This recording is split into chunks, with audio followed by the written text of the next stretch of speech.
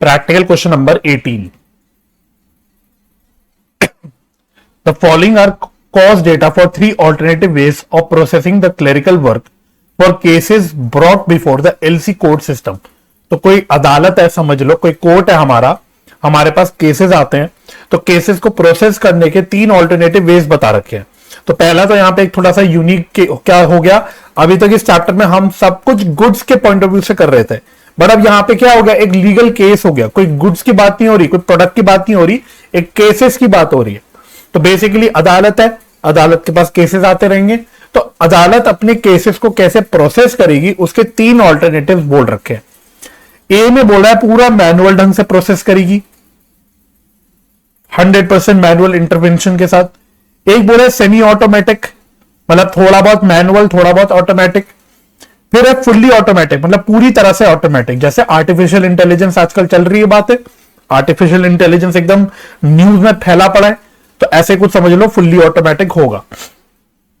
चलो monthly fixed cost पता रखिए आपको। तो जब मैनुअल की बात करी तो यहां पे खाली एक ऑक्यूपेंसी की कुछ कॉस्ट है, मेंटेनेंस कॉन्ट्रैक्ट कुछ नहीं है, इक्विपमेंट लीज नहीं है, तो यानी यहां पे टोटल फिक्स्ड कॉस्ट कितनी हो गई 15,000 की। टोटल फिक्स्ड कॉस्ट कितनी होगी 15,000 रुपीज की। अब ऑल्टरनेटिव बी पे आ जाओ, सेमी ऑटोमेटिक। ऑक्यूपेंसी की कॉस्ट है 15,000, मेंटेनेंस कॉन्ट्रैक्ट है 5,000 एंड इक्विपमेंट लीज है 25,000, तो ये टोटल फिक्स्ड कॉस्ट कितनी आ गई 45,000।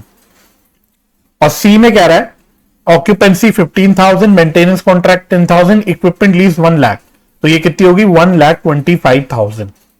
तो this is my total fixed cost, ये मेरी टोटल फिक्स्ड कॉस्ट होगी। अब मेरे लिए मतलब की चीज तो यही है फिक्स्ड कॉस्ट, राइट, ठीक है।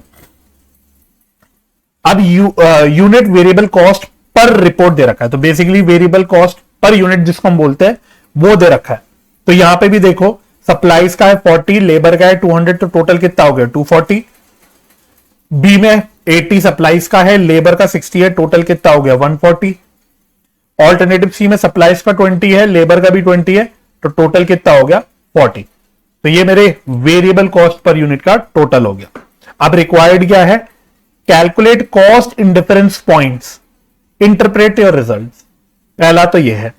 सेकेंड कहता है if the present case load is 600 cases and it is expected to go up to 850 cases in near future, select most appropriate on most appropriate alternative होगा, select most appropriate alternative on cost considerations. तो simple है, पहले तो आप first requirement पूरी कर लोगे, cost in difference point निकाल लोगे, इंटरप्रिटेशन निकाल लोगे, वो मैं करवा दूंगा। एक बार आपका फर्स्ट पार्ट हो जाएगा ना बच्चों, उसके बाद ये सेकंड पार्ट कोई दिक्कत नहीं होगी। देखना मैं बता देता हूं, सेकंड पार्ट में बेसिकली सिंपल भाषा में क्या बोल रहा है कि अगर मेरे केस लोड मतलब मेरे नंबर ऑफ टोटल केसेस 600 है, तो मुझे कौन सा ऑल्टरनेटिव यूज करना चाहिए। अगर ये मेरे नंबर ऑफ केसेस 850 हो जाते हैं, तो मुझे कौन सा ऑल्टरनेटिव यूज करना चाहिए। बस इतना सिंपल मांग रहा है। अगर आप फर्स्ट पार्ट कर लोगे, सही से इंटरप्रिटेशन निकाल लोगे, तो केस 2 ऐसी मजे मजे में एक लाइन में खत्म हो जाएगा। यहां पे आपको कुछ कैलकुलेशन नहीं करनी, राइट। तो फोकस मेरा रहेगा सारा फर्स्ट पार्ट पे, क्योंकि सेकंड पार्ट ऑटोमेटिकली हो जाएगा, सेकंड पार्ट तो ऑटोमेटिकली हो जाएगा, कोई दिक्कत नहीं है। आओ जी, तो फर्स्ट पार्ट कर रहे हैं, तो पहले तो मेरे साथ निकालो आप कॉस्ट इन डिफरेंस पॉइंट। अब यहीं पे थोड़ा सा यहां पे यूनिक एलिमेंट है इस क्वेश्चन में। कॉस्ट इन डिफरेंस पॉइंट निकालने का तरीका वैसे आपको पता है, कॉस्ट इन डिफरेंस पॉइंट का कॉन्सेप्ट भी आपको अच्छे से पता है। तो लास्ट में मैंने एक क्वेश्चन भी कराया था आपको, जिसमें हमने दो ऑल्टरनेटिव्स में basically cost in difference point निकाला था, और उसकी भी हमने इंटरप्रिटेशन करी थी। ठीक है जी। अब यहां पे दिक्कत क्या है, यहां पे दो ऑल्टरनेटिव्स नहीं, यहां पे मेरे पास 3 ऑल्टरनेटिव्स है। बात समझ में आ रही है, मेरे पास 3 ऑल्टरनेटिव्स हैं। 2 ऑल्टरनेटिव्स होते तो बड़ा सिंपल काम होता है, 2 ऑल्टरनेटिव्स है, एक बार अपना फॉर्मूला लगाओ, अपना कॉस्ट इन डिफरेंस पॉइंट निकालो। 3 ऑल्टरनेटिव्स होने से क्या हो गया, अब मेरे परम्यूटेशन कॉम्बिनेशन बन गए। अब मुझे 3 ऑल्टरनेटिव्स में से 2-2 के केसेस बनाने पड़ेंगे। तो बड़ा सिंपल है, मेरे क्या 2-2 के केसेस बनेंगे, मेरे पेयर बना दो, ऑल्टरनेटिव्स का पेयर बना दो। जैसे एक ऑप्शन है मेरे पास ए और बी के बीच में, एक ऑप्शन है मेरे पास बी और सी के बीच में, एक ऑप्शन है मेरे पास ए एंड सी के बीच में। चेक कर लेना, इसके अलावा तो कोई ऑल्टरनेटिव नहीं बनेगा ना, या तो ए और बी में हम डिसाइड करेंगे, बी और सी में डिसाइड करेंगे, ए और सी में डिसाइड करेंगे, ठीक है, क्योंकि कॉस्ट एंड डिफरेंस पॉइंट निकालने के लिए हमें दो ऑल्टरनेटिव्स चाहिए, हम तीन ऑल्टरनेटिव्स में नहीं निकाल सकते। तो यहां पे हमको इस प्रकार से दो दो के अपने केसेस बनाने पड़ेंगे, ए और बी और सी एंड ए एंड सी, ठीक है। और चेक कर लेना इसके अलावा क्या बनेगा, तीन है, बस यही तीन ऑल्टरनेटिव्स बन सकते हैं हमारे, ठीक है। तो सबसे पहले मैं अपना फटाफट से जो हमने मुद्दे की चीज निकाली थी वो लिख लेता हूं। तो पहले बताओ फिक्स्ड कॉस्ट कितना निकाला था हमने, तो ए में हमने टोटल फिक्स्ड कॉस्ट देखा था 15,000, बी में था 2045, सॉरी ऐसे नहीं करेंगे, ऐसे नहीं करेंगे, एक काम करो,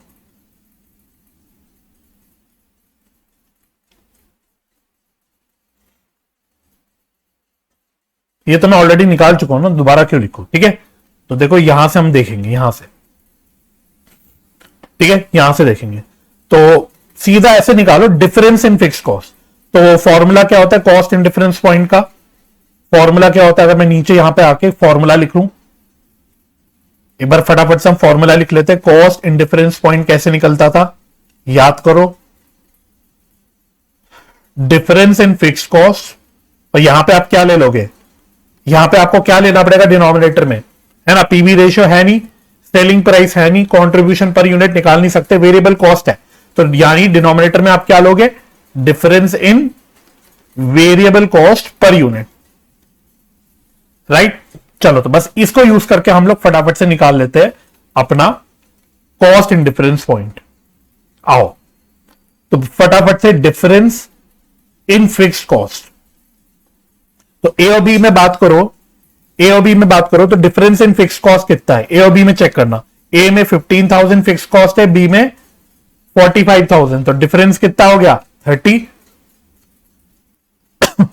ठीक है। सिमिलरली बी और सी में चेक करो, बी में 45,000 है, सी में 1,25,000 है, तो डिफरेंस कितना हो गया 80,000।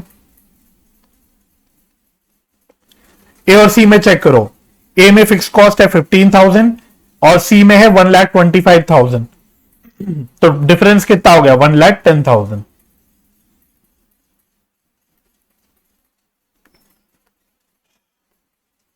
ठीक है जी। उसके बाद डिनोमिनेटर में difference in variable cost per unit, बिल्कुल सेम वे में ए और बी में difference in variable cost per unit कितना आएगा चेक करो, तो ए ऑल्टरनेटिव में 240 है, बी ऑल्टरनेटिव में 140 है, तो डिफरेंस कितना है 100 का। बी और सी में चेक करो 140 और 40, डिफरेंस कितना है 100। ए और सी में चेक करो, ए ऑल्टरनेटिव में 240 है, सी ऑल्टरनेटिव में 40 है, तो डिफरेंस कितना है 200, राइट। तो डिफरेंस इन फिक्स कॉस्ट आ गया, difference in variable cost per unit आ गया। तो अब कॉस्ट इन डिफरेंस पॉइंट कैसे आ जाएगा बताओ, कॉस्ट इन डिफरेंस पॉइंट, तो 30,000 डिवाइडेड बाय 100 दैट इज 300, क्या यूनिट्स नहीं लिखता मैं, केसेस लिख लेता हूं, केसेस है ना इसमें, यूनिट्स क्या है यहां पे केसेस है, कॉस्ट यूनिट यहां पे केसेस है, तो मैं आंसर में केसेस लिख लेता हूं। सिमिलरली यहां पे 80,000 डिवाइडेड बाय 100, तो आंसर कितना आ जाएगा 800 केसेस। यहां पे 1,10,000 डिवाइडेड बाय 200, तो यहां कितना हो जाएगा 550 केसेस। चलो जी, पहले इतना स्टेप अपने माइंड में रजिस्टर कर लेना कि हमने अभी सिंपली बस क्या किया है, हमने simply cost and difference point निकाला है, सिंपल अपना डायरेक्ट फॉर्मूला अप्लाई करके, ठीक है। तो पहला हमारा कॉस्ट एंड डिफरेंस पॉइंट आ गया। अब इसके अलावा सवाल ने हमको इंटरप्रिटेशन भी करने बोला था तो इंटरप्रिटेशन करने के लिए मैंने आपको एक कॉन्सेप्ट ही लिखवा रखा था, याद करो कि भाई अगर मेरी sales cost in difference point से कम है तो मुझे कौन सा ऑल्टरनेटिव चूज करना चाहिए, अगर मेरी sales cost in difference point से ज्यादा है तो मुझे कौन सा ऑल्टरनेटिव यूज करना चाहिए। याद आया एक इंपॉर्टेंट पॉइंट लिखा था मैंने, उसमें इंपॉर्टेंट भी मार्क करवाया था। चलो तो क्या लिखोगे बताओ when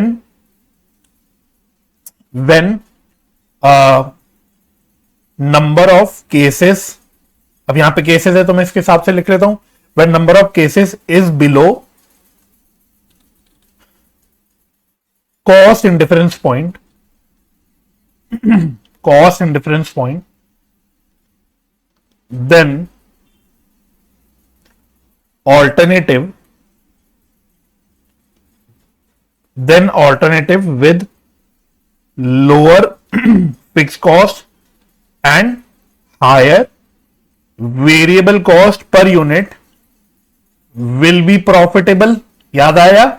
ये कॉन्सेप्ट मैंने आपको लिखवाया भी था और कॉन्सेप्चुअल एग्जांपल में मैंने ये प्रूफ भी करा था अच्छे से, और मैंने फिर आपको रेंज बनानी भी सिखाई थी कि कैसे आप रेंज बना सकते हो। ठीक है, तो वही है। और similarly when number of cases is below, sorry, is more than cost indifference point, then alternative with higher fixed cost and lower variable cost per unit will be profitable, will be more profitable। ठीक है, मोर लगा लेना, will be more profitable। तो हमारा decision making के लिए अलग अलग पॉइंट ऑफ एक्टिविटीज कह सकते हो, अलग अलग लेवल ऑफ एक्टिविटीज में डिसीजन मेकिंग करने के लिए यही बेसिस होता था। तो आई होप इससे आपको एक बार रिकैप हो गया होगा, एक बार रिवाइज हो गया होगा कि हमने यहां पे ये चीज पढ़ी भी थी। अकॉर्डिंगली अगर ये बात आपके दिमाग में रजिस्टर हो गई है तो वापस से आ जाओ, पहले ए और बी की बात करते हैं। हमने तीन पेयर्स बनाए ना, ए एंड बी की बात करो पहले मेरे से, ए एंड बी की। ठीक है, तो ए एंड बी में चेक करो, ए एंड बी में कॉस्ट इंडिफरेंस पॉइंट कितना निकाला हमने? कॉस्ट इंडिफरेंस पॉइंट ए और बी में है 300, तो लिख लेता हूं। तो ए एंड बी में कॉस्ट इंडिफरेंस पॉइंट है 300 केसेस, 300 केसेस। अब चेक करो कि अगर मेरे नंबर ऑफ रिपोर्ट्स या नंबर ऑफ केसेस 300 से कम है तो मुझे कौन सा ऑल्टरनेटिव यूज करना चाहिए? तो मैं ऐसे लिख लेता हूं, अगर मेरे नंबर ऑफ केसेस 300 से कम है तो मुझे कौन सा ऑल्टरनेटिव यूज करना चाहिए? अगर मेरे नंबर ऑफ केसेस 300 से ज्यादा है, यानी कॉस्ट इंडिफरेंस पॉइंट से ज्यादा है, तो मुझे कौन सा ऑल्टरनेटिव यूज करना चाहिए? बताओ। पहले आप फटाफट से अपने आप दिमाग लगाओ और चेक करो कि क्या ऑल्टरनेटिव आपका होना चाहिए। तो हमने बोला बिलो कॉस्ट इंडिफरेंस पॉइंट में हमें कौन सा ऑल्टरनेटिव चूज करना है? जिसमें फिक्स कॉस्ट कम हो, वेरिएबल कॉस्ट पर यूनिट ज्यादा हो। तो फिक्स कॉस्ट बताओ ए और बी में कहां कम है? Fix cost. तो आपको दिखेगा कि ऑल्टरनेटिव नंबर ए में फिक्स कॉस्ट कम है लेकिन वेरिएबल कॉस्ट पर यूनिट ज्यादा है। देखो फिक्स कॉस्ट कम है और वेरिएबल कॉस्ट पर यूनिट ज्यादा है। इसका मतलब अगर मेरे नंबर ऑफ केसेस 300 से कम है तो मुझे कौन सा ऑल्टरनेटिव यूज करना चाहिए? मुझे ऑल्टरनेटिव नंबर ए यूज करना चाहिए। Reason being since lower fix cost, वापस से लिख दो चाहे, and higher variable cost per unit. और सिमिलरली अगर मेरे नंबर ऑफ केसेस 300 से ज्यादा है तो मुझे कौन सा ऑल्टरनेटिव चूज करना है? बी चूज करना है। क्यों? क्योंकि देखो यहां पे उल्टा है, बी में फिक्स कॉस्ट ज्यादा है, वेरिएबल कॉस्ट पर यूनिट कम है। राइट, तो अब यहां पे मुझे ऑल्टरनेटिव बी यूज करना चाहिए। रीजन नहीं, since higher fix cost and lower variable cost per unit.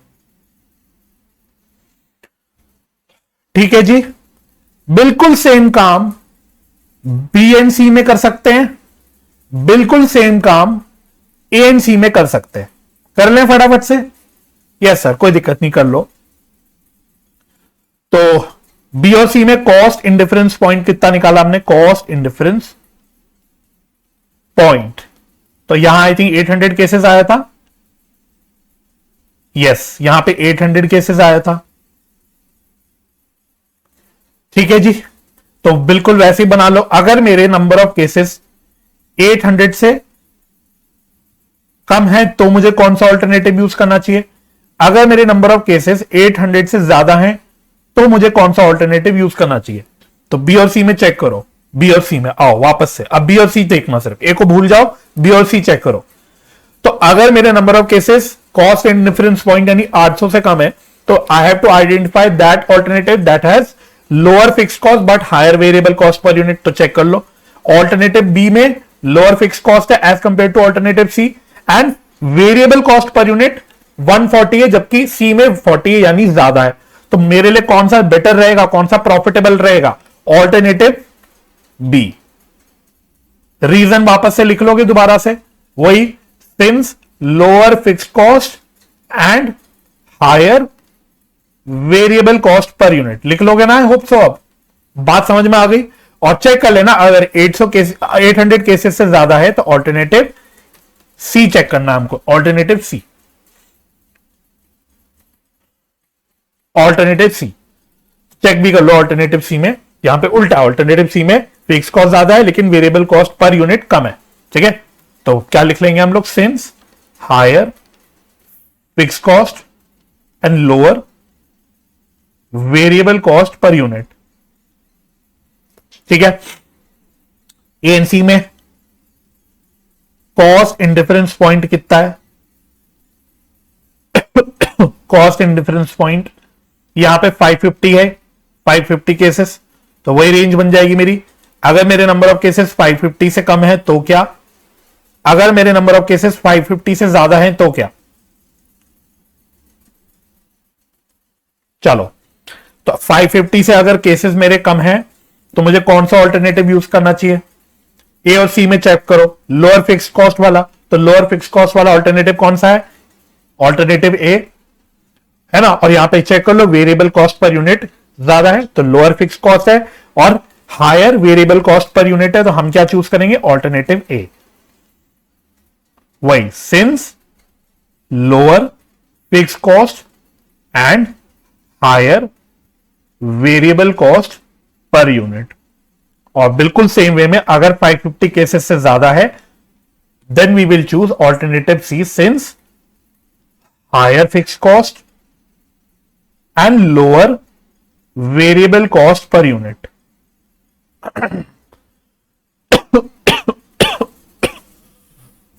Excuse me. ठीक है जी, चलो जी, पहले ये हो गया। अच्छा, अब ये तो बच्चों मैंने जो रेंज बना दी, जो यहां पे मैंने क्राइटेरिया बना दिया, वो पेयर्स में बनाया। अब मुझे क्यूमुलेटिवली देखना है, क्योंकि अल्टीमेटली मेरे पास 3 ऑप्शन है ना, तो मुझे अब एक सिंगल रूल बनाना है।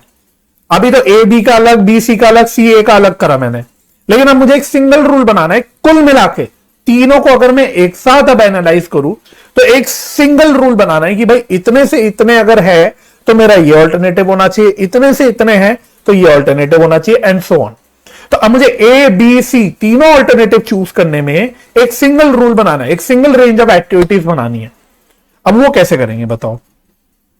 अब यहां पे थोड़ा सा आपको लॉजिकल रीजनिंग लगानी पड़ेगी और कुछ नहीं। ठीक है, जो आप अपने फाउंडेशन लेवल पे जैसे आप लॉजिकल रीजनिंग पढ़ते थे उसको अप्लाई करते थे, तो देखो इसलिए आपको पढ़ाया जाता है भाई, लॉजिकल रीजनिंग ऐसी चीज है जो इररिस्पेक्टिव ऑफ कौन सा कोर्स करोगे, इररिस्पेक्टिव ऑफ कौन सी प्रोफेशन करोगे, आपको अपनी जिंदगी में आपको कहीं ना कहीं अपना लॉजिक अप्लाई करना ही पड़ेगा। तो इसलिए लॉजिकल रीजनिंग हर जगह मिल जाता है, हर कॉम्पिटेटिव एग्जाम्स, हर एंट्रेंस एग्जाम्स, और अब प्रोफेशनल एग्जाम्स में भी दिखने लगा है ना। इसलिए आपको कराया जाता है ताकि ऐसे टाइम पे, ऐसी सिचुएशंस में आप लॉजिकल रीजनिंग अप्लाई कर पाओ।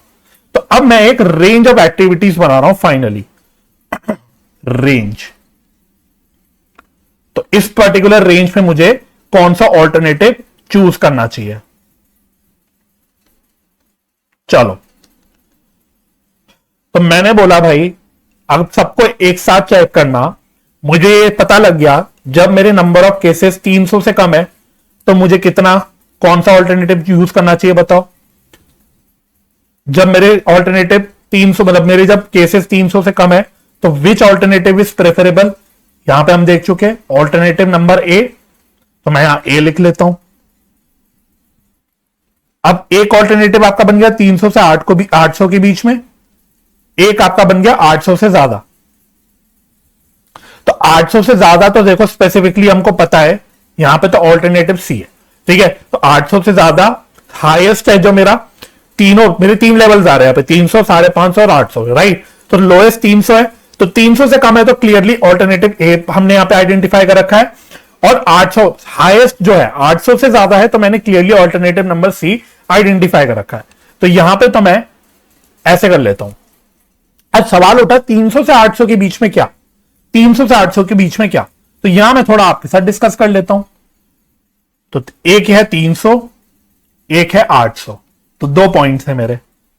तो इन दोनों के बीच में क्या, इन दोनों के बीच में अगर मेरी रेंज ऑफ एक्टिविटी है, मेरे नंबर ऑफ केसेस हैं, तो मुझको तीनों में से कौन सा ऑल्टरनेटिव चूज करना चाहिए।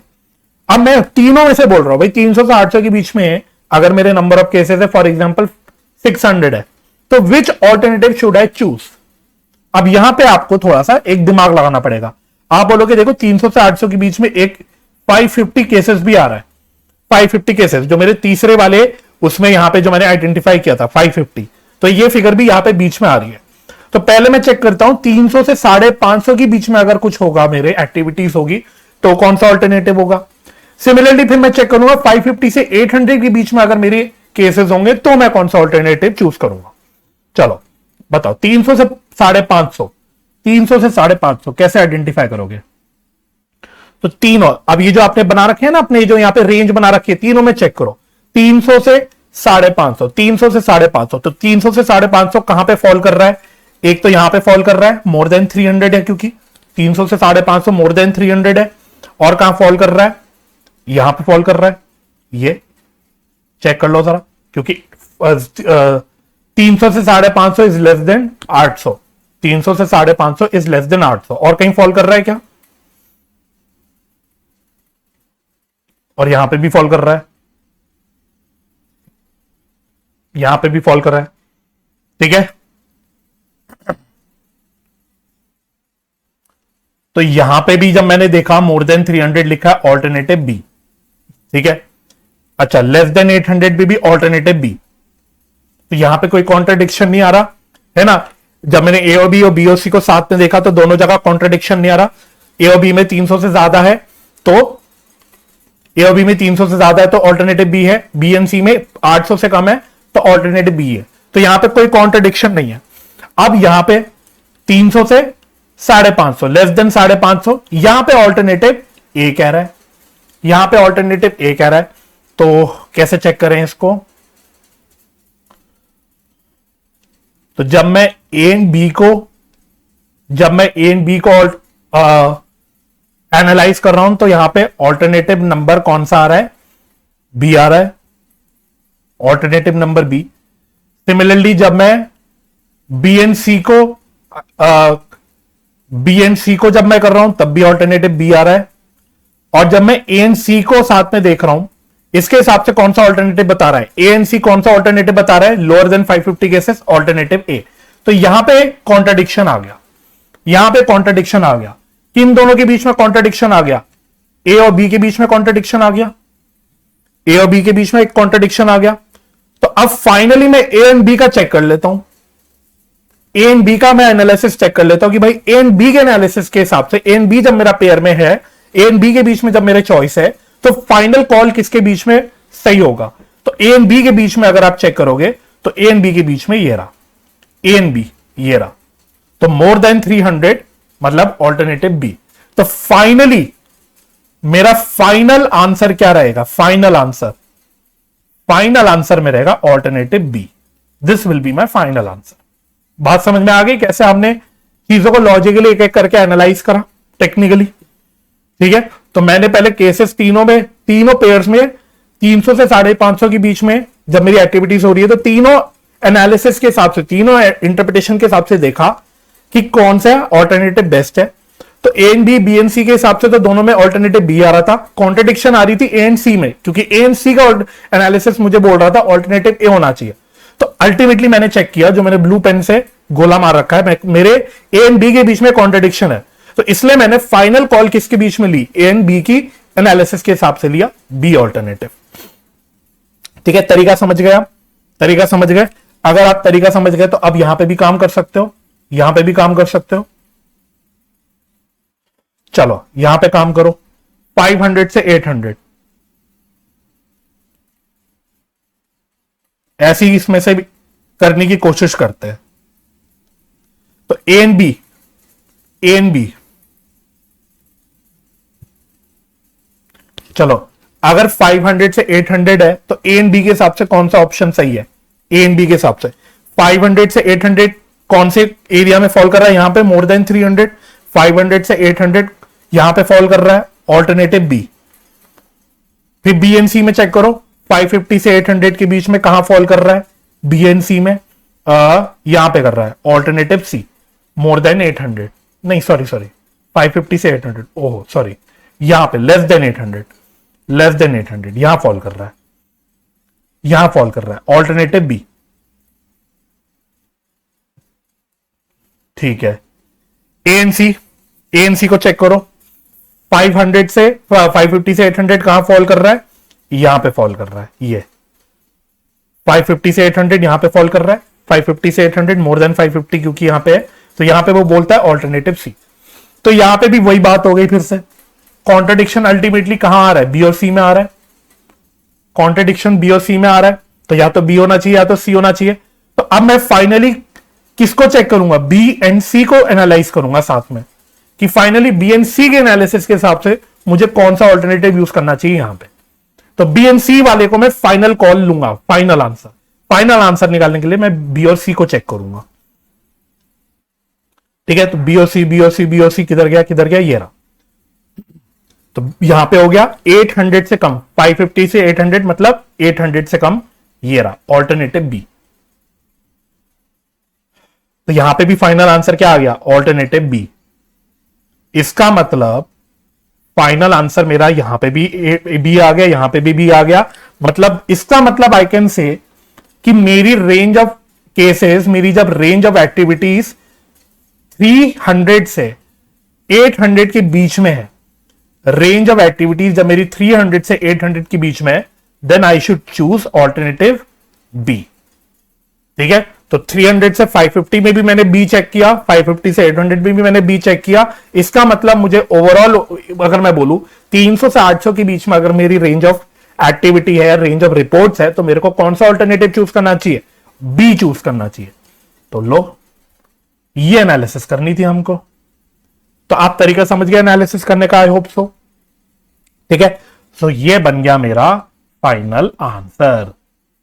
ठीक है, तो this is my final interpretation. अब मेरा सारा डिसीजन मेकिंग जो होगी, अब मेरी सारी डिसीजन मेकिंग जो होगी तीनों ऑल्टरनेटिव्स के बीच में मुझे जब भी चूज करना होगा, तो मैं सिर्फ इसको देखूंगा। अब मुझे अलग अलग कुछ देखने की जरूरत नहीं, ये मेरा एक क्रक्स बन गया। दिस इज माय क्रक्स, जो आपको इंटरप्रिटेशन करना था, जो आपको सब कुछ आइडेंटिफाई करना था, अब ये उसका क्रक्स है। ठीक है, जो भी नंबर ऑफ मेरे को रिपोर्ट्स कोई मिल जाएंगी, मैं चेक कर लूंगा वो नंबर ऑफ रिपोर्ट्स इन तीनों में से कहां पे फॉल कर रहा है, accordingly I will choose the alternative. और सेकंड पार्ट में बच्चों आपको यही करना है, सेकंड पार्ट में आपको यही करना है। तो अब अगर आपको फर्स्ट पार्ट समझ आ गया होगा, हमारा क्रक्स जो हमने बना दिया वो समझ आ गया, तो अब फटाफट से सेकंड ऑल्टरनेटिव मतलब सेकंड पार्ट चेक कर लो, इस क्वेश्चन की सेकंड रिक्वायरमेंट। तो कह रहे if the present case load is 600, बस इतना देखो पहले। तो बोल रहा है प्रेजेंट केस लोड मेरा कितना है? 600। तो अगर मेरे पास 600 केसेस है, तो बताओ मुझे ए बी सी तीनों में से कौन सा ऑल्टरनेटिव चूज करना है, जिससे कि मैं I can be most profitable, जहां मेरा कॉस्ट सबसे कम रहे। बस ये लो, चेक कर लो। तो 600 केसेस देख लो भाई कहां पे फॉलो कर रहा है। क्या 600 केसेस यहां पे फॉल कर रहा है? तो 600 इज नॉट लेस देन 300। क्या 600 केसेस यहां फॉल कर रहा है? तो ये तो 800 से ज्यादा है, तो 600 इज नॉट मोर देन 800। तो मेरा 600 केसेस इस रेंज में फॉल कर रहा है, यहां पे फॉल कर रहा है 600। तो बताओ मुझे यहां पे कौन सा ऑल्टरनेटिव यूज करना चाहिए? बी। तो प्रेजेंट केस लोड इज, ऐसे लिख लेते, when present case load is 600 cases, we should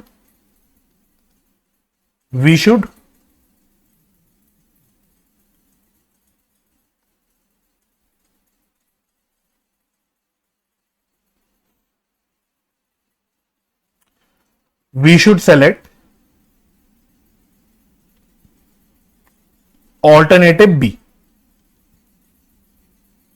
ठीक है, फिर उसने क्या बोला था, जब मेरे केस लोड 850 हो जाएंगे तो क्या, when case load increases to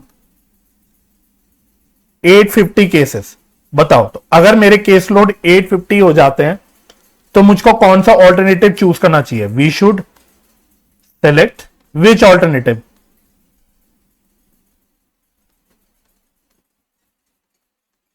बताओ, तो 850 कहां फॉल कर रहा है, तो 850 यहां फॉल कर रहा है, 850 इज मोर देन 800, तो यहां पे कौन सा ऑल्टरनेटिव हमने चूज कर रखा है, सी। तो बस खत्म, वी शुड सेलेक्ट ऑल्टरनेटिव सी। ठीक है, तो ये हमारा आंसर था इसका। तो अच्छा क्वेश्चन था।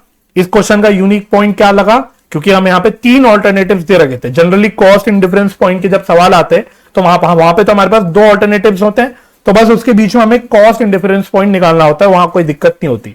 लेकिन यहां क्या दिक्कत थी, यहां पे 3 ऑल्टरनेटिव्स थे, तो हमने क्या तरीका यूज किया, हमने तीनों ऑल्टरनेटिव्स में 2-2 के पेयर्स बना दिए, तो हमारे 3 पेयर्स बन गए। तीनों की हमने कॉस्ट इन डिफरेंस पॉइंट निकाली, सिंपल डायरेक्ट फॉर्मूला लगा के। तीनों की फिर हमने इंटरप्रिटेशन निकाली कि रेंज ऑफ मेरे केसेस हैं, तो मैं कौन से ऑल्टरनेटिव चूज करूंगा।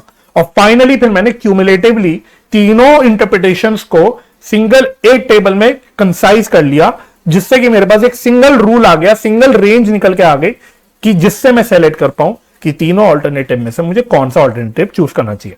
तो आई होप ये क्वेश्चन बिल्कुल अच्छे से क्रिस्टल क्लियर हो गया होगा, पूरी कॉन्सेप्चुअली आप सारी बातें समझ गए होंगे। ठीक है जी, चलो। तो practical question number 19 which is again based on your cost in difference point concept. अच्छे अच्छे सवाल है आपकी किताब में 2, लेकिन वही बात है, सवाल तो दे रखे कॉस्ट इन डिफरेंस पॉइंट के ऊपर, लेकिन स्टडी मटेरियल में कॉन्सेप्ट कहीं डिस्कस नहीं है, बट कोई दिक्कत नहीं, पढ़ते हम यहां पे। XY limited makes 2 products X and Y। तो हम 2 प्रोडक्ट्स बनाते हैं, मतलब XY लिमिटेड एक कंपनी जो 2 प्रोडक्ट्स बनाती है X and Y, whose respective fixed cost are F1 and F2। तो F1 क्या, F1 रेस की बात हो रही, नहीं, X का फिक्स कॉस्ट F1 बोल रहा है, Y का फिक्स कॉस्ट F2 बोल रहा है। You are given that the unit contribution of Y is 1/5 less than the unit contribution of X। वापस से पढ़ो, unit contribution of Y is 1/5 less than the unit contribution of X। तो इसको अगर मैं मैथमेटिकली लिखना चाहूं तो contribution of Y is equal to what, 1/5 less than the unit contribution of X। तो contribution of X minus 1/5 of contribution of X। इस अंग्रेजी को तोड़ पाए क्या, इस अंग्रेजी को तोड़ पाए आप, आई होप सो। ठीक है जी, तो ये आपसे कह रहा है, तो अंग्रेजी जो लिखी हुई है उसका मैथमेटिकली ये मतलब है। ठीक है, जैसे आप बचपन में 12th के अकाउंट्स में अकाउंटिंग रेशियोज के क्वेश्चंस करते थे, वहां पे भी आप यही करते थे, आपको अंग्रेजी लिखी होती थी, आप उसको इस तरह से तोड़ते थे, है ना। आपको याद होगा ट्रेड रिसीवेबल्स रेशियो, नहीं याद होगा वैसे, ट्रेड पेबल्स वाले जो रेशियो होते थे उसमें हम लोग इस तरह का काम करते थे, तो वही है।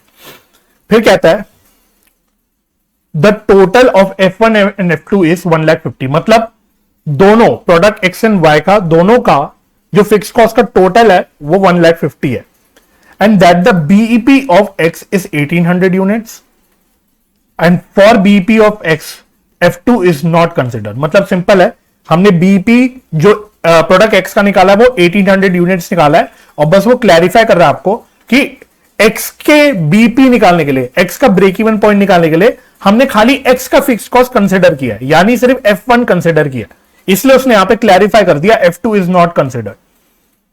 और बिल्कुल सेम वे में उसने प्रोडक्ट Y में भी ब्रेक इवन पॉइंट बता रखा है 3000 units is the indifference point between X and Y, that is X and Y make equal profits at 3000 units. अच्छा, ओके, ठीक है। तो पता है यहां पे क्या कर रहा है, ये आपको कॉस्ट इन डिफरेंस पॉइंट बता रहा है, जरा चेक करो एक बार। कह रहा है and that 3000 units is the indifference point between X and Y, that is X and Y make equal profits at 3000 units volume considering their respective fixed cost. तो इस अंग्रेजी से क्या समझ आया कि कॉस्ट इन डिफरेंस पॉइंट मेरा कहता है 3000 यूनिट्स, क्योंकि क्या बोला हुआ है इसने, X एंड Y इस पॉइंट पे इक्वल प्रॉफिट्स कमाते हैं। दैट इज, ये सिंपल भाषा में कॉस्ट इंडिफरेंस पॉइंट है। There is no inventory built up as whatever is produced is sold. तो ठीक है, ये लाइन उतनी रेलिवेंट होती नहीं, क्योंकि नहीं भी लिखी होगी तो हम ऑफकोर्स कोई इन्वेंट्री मान के चलेंगे नहीं, ठीक है, क्योंकि कहानी बदल जाएगी अगर इन्वेंट्रीज भी पिक्चर में आ गई तो फिर बड़ा दिक्कत हो जाएगी। तो इस तरह के सवालों में वैसे भी हम इन्वेंट्रीज इग्नोर ही करते हैं, तो this is not very relevant. अब क्या कह रहा है वो, required find out the values of F1 and F2, मतलब दोनों के अपने फिक्स कॉस्ट निकालने, and units contribution of X and Y, मतलब दोनों का कंट्रीब्यूशन निकालना है आपको, ठीक है। तो समेट लेते हैं इस क्वेश्चन को अपने पास, क्या बोला हुआ है मैं यहां पे वापस से लिख लेता हूं तसल्ली के लिए, ताकि काम हमारे लिए इजी रहे। तो सबसे पहले उसने फिक्स कॉस्ट ऑफ X को बोल रखा है कि इसको आप F1 बोल लो, और फिर उसने फिक्स कॉस्ट ऑफ Y बोल रखा है, इसको आप F2 बोल लो, और उसने बोला दोनों का सम टोटल यानी F1 प्लस F2, इन दोनों का टोटल कितना है 1,50,000। तो एक काम करता हूं, मैं इसको इक्वेशन 1 बोल देता हूं, ठीक है, क्योंकि मैथमेटिक्स का सवाल बनने जा रहा है भाई, इतने सारी वेरिएबल्स हैं, तो मतलब कहीं ना कहीं मैथमेटिक्स ज्यादा होने वाली है इसमें, तो इसको मैं इक्वेशन 1 बोल देता हूं, ठीक है। अब let contribution per unit of X be C1 and Y be C2। तो मैंने अज्यूम कर लिया कि बोलो कंट्रीब्यूशन पर यूनिट जो प्रोडक्ट X का है वो C1 है और Y का है C2। तो इसके हिसाब से क्वेश्चन ने क्या बोला था, क्वेश्चन ने बोला था यहां पे जो मैंने मैथमेटिकली लिख भी लिया था, क्या बोला था कि जो कंट्रीब्यूशन ऑफ Y है वो कंट्रीब्यूशन ऑफ X से 1/5 कम है, यही बोला था उसने। तो अब अगर मैंने C1 C2 के हिसाब से इसको यहां पे बोल दिया है कि कंट्रीब्यूशन ऑफ Y C2 है, कंट्रीब्यूशन ऑफ X C1 है, तो अब इसको मैं मैथमेटिकली कैसे लिख सकता हूं, आ जाओ। तो देखो C2 is equal to C1 minus 1/5 of C1, check कर लो, ठीक है। क्या ये ठीक लग रहा है आपको, क्या ये ठीक लग रहा है? C2 is equal to C1 minus 1/5 of C1। तो अगर मैं इसको और सिंप्लीफाई कर लू तो C2 is equal to 4/5 of C1। Clear हो गया? तो this is my equation number 2, this is my equation number 2, ठीक है। और क्या बता रखा है आपको, फिर आपको ब्रेक इवन पॉइंट बता रखा है X और Y के बीच, नहीं सॉरी X का ब्रेक इवन पॉइंट बता रखा है। तो लिख लेते हैं break even point of X कितना है 1800 यूनिट्स, ये गिवन है। अच्छा, ब्रेक इवन पॉइंट एक बार फटाफट से रिकैप कर लो, अगर यूनिट्स में निकालना होता है तो हमारा फॉर्मूला क्या होता है, fix cost upon contribution per unit, यही होता है, यही फॉर्मूला हमने सीख रखा है, ठीक है। तो इसका मतलब अगर मैं बोलूं कि अगर break even point product X का 1800 है, तो 1800 is equal to fix cost of product X, fix cost of product X क्या है F1 है, and contribution per unit of product X जो हमने C1 ले रखा है। तो ये क्या आ गया, this implies 1800 C1 is equal to F1, F1 is equal to 1800 C1, ठीक है जी।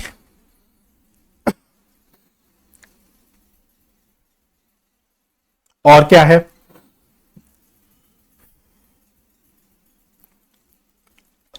अच्छा cost indifference point, cost indifference point of X and Y कितना बता रखा है, उसने बता रखा है 3000 यूनिट्स। और कॉस्ट इंडिफरेंस पॉइंट का फॉर्मूला हमने अभी भी सीखा भी था, रिवाइज भी किया था, वापस से एक बार रिवाइज कर लेते हैं। क्या होता है, difference in fix cost upon, अगर यूनिट्स में निकालना है तो डिफरेंस इन कंट्रीब्यूशन पर यूनिट। बस इसके हिसाब से मैं एक इक्वेशन और बना लेता हूं। अच्छा, इसको इक्वेशन नंबर 3 बोल देते हैं, जो ऊपर मैंने बनाया था इसको इक्वेशन नंबर 3 बोल देते हैं। तो difference in fix cost, difference in fix cost, तो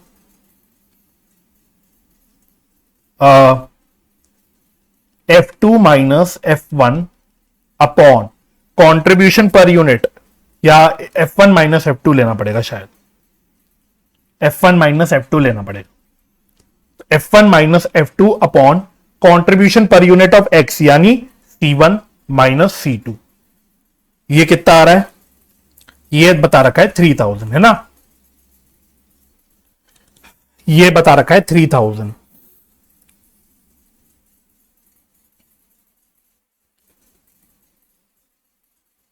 चलो अब यहां पे मैं क्या काम कर सकता हूं? F1 माइनस, इसको और थोड़ा सा सिंप्लीफाई कर सकते हैं, F1 minus F2 upon C1 minus C2 को क्या मैं लिख सकता हूं? 4/5 ऑफ C1। क्या C2 की जगह मैं लिख सकता हूं 4/5 ऑफ C1 इस इक्वेशन से, फ्रॉम इक्वेशन 2। तो 4/5 C1 इज इक्वल टू 3000। ये मैंने कहां से लिया? ये मैंने लिया फ्रॉम इक्वेशन 2, फ्रॉम इक्वेशन 2। तो ये क्या हो गया? This implies F1 minus F2 is equal to, इसको सिंप्लीफाई करेंगे तो 1/5 C1 बचेगा, तो 3000 इंटू 1/5 C1। ठीक है, 1/5 C1। तो यानी this implies F1 minus F2 is equal to 600 C1। F1 minus F2 is equal to 600 C1। ये आ गया। अच्छा, अब और क्या कर सकते हैं, चेक करते हैं। तो अगर अब मेरी ये इक्वेशन पूरी C1 में कन्वर्ट हो जाए, अगर ये वाली जो मैंने इक्वेशन बनाई है मैं पूरी इक्वेशन C1 में कन्वर्ट कर दूं, तो मेरे पास सिंगल वेरिएबल आ जाएगा। अभी यहां पे तीन वेरिएबल है, F1 F2 एंड 600 C1, है ना? तो C1 मतलब 3 वेरिएबल्स है। अगर मैं इसको सिंगल वेरिएबल में लाना चाहता हूं तो मैं इक्वेशन सॉल्व कर पाऊंगा। कैसे लाऊं बताओ बताओ बताओ। अच्छा, F1 प्लस F2 हमें बता रखा था 1,50,000 है। F1 प्लस F2 बता रखा था हमारा 1,50,000 है। तो देयरफॉर मैं कह सकता हूं F2 is equal to 1,50,000 minus F1, 1,50,000 minus F1, ये मैं बोल सकता हूं फ्रॉम इक्वेशन 1। तो यहां पे लिख लेते हैं, यहां पे लिख लेते हैं, ऊपर लिखने की जगह यहां पे साफ साफ लिखते हैं। From equation number 1 we can say F2 is equal to 1,50,000 minus F1। ठीक है, पहले हम ये लिख सकते हैं। अच्छा, इसके अलावा इक्वेशन 3 में हमने क्या बोला था? F1 is equal to 1800 C1, 1800 C1। तो एक काम करते हैं, इसको पहले यहां पे रिप्लेस कर लेते हैं। तो F1 माइनस F2 की जगह मैं लिख देता हूं 1,50,000 minus F1 is equal to 600 C1। ठीक है, तो अब देखो, अभी मेरी 3 वेरिएबल की इक्वेशन चल रही थी, अब 2 वेरिएबल में आ गई। अब वापस एक वेरिएबल में लाता हूं, तो F1 की जगह मैं क्या लिख सकता हूं? देखो, मैंने बोला था F1 is equal to 1800 C1 बोला था। तो लिखो from equation 3, from equation 3 replacing the value of F1 with 1800 C1। तो अब मैं F1 की जगह 1800 C1 लिख देता हूं। दिस इंप्लाइज F1 की जगह 1800 C1,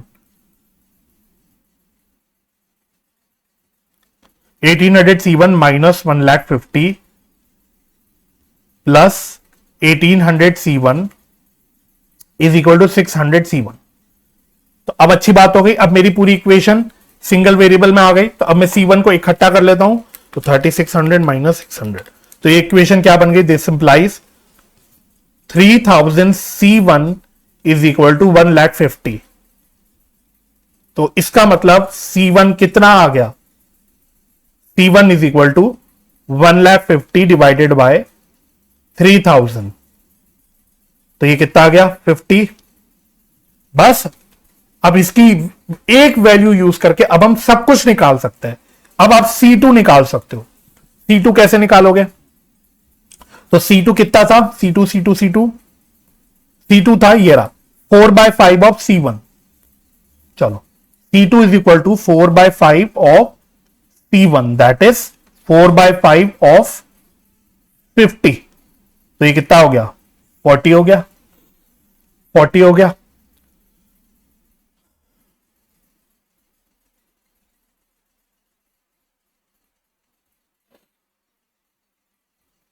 ठीक है, सही है। अच्छा F1, F1 कितना होगा, F1 is equal to 1800 C1, that is 1800 into 50, तो ये कितना आ रहा है, 90,000। ठीक है, तो F2 कितना हो जाएगा, F2 is equal to 1,50,000 minus F1, that is 1,50,000 minus 90, that is 60। ठीक है, तो देयरफॉर अब मैं फाइनल आंसर लिख सकता हूं, फाइनल आंसर। अब समेट के हम लोग अपना फाइनल आंसर लिख लेते हैं। तो fix cost of product X कितना हो जाएगा, is equal to F1 is equal to rupees कितना निकाला हमने, 90,000। Similarly fix cost of product Y is equal to F2, ये कितना हमने निकाला, 60,000। Unit contribution, unit contribution of product X कितना लिया हुआ था हमने, C1 अज्यूम किया था, और ये हमने कितना निकाला, 50 बेसिकली पर यूनिट। और similarly unit contribution of product Y, ये हमने कितना लिया था, C2, तो ये कितना निकाला हमने, 40 रुपीज, 40 रुपीज। बस ये मेरा फाइनल आंसर हो गया। ठीक है, तो होपफुली ये सवाल भी आपको समझ आ गया होगा और ये सवाल भी आपने मेरे साथ साथ किया होगा।